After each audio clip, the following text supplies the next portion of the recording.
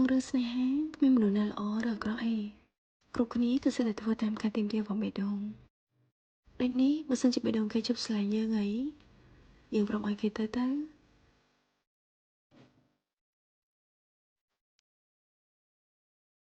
យើងអាចរកឃើញមនុស្សរកសុទ្ធងារដែលស្រឡាញ់យើងតែគ្មាននរណាម្នាក់ហ៊ាននឹងធានាស្ថិរភាពនៃស្នេហារបស់យើងទេហេតុនេះយើងត្រូវតែទុកក្តីស្រឡាញ់ឲ្យខ្លួនឯងផងបែរដែលយើងស្រឡាញ់ណាគេម្នាក់យើងក៏ត្រូវស្រឡាញ់ខ្លួនឯងចំណេញ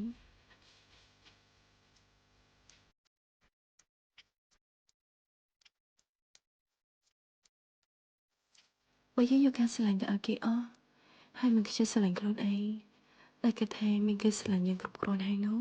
យើងនឹងបាត់បង់ក្តីស្រឡាញ់សម្រាប់ខ្លួនឯងយ៉ាងណាក៏អរគុណដល់ការខូចចិត្តដែលបានបង្រៀនឲ្យយើងចេះរឹងប៉ឹងបន្ទាប់ពីទន់ជ្រាយ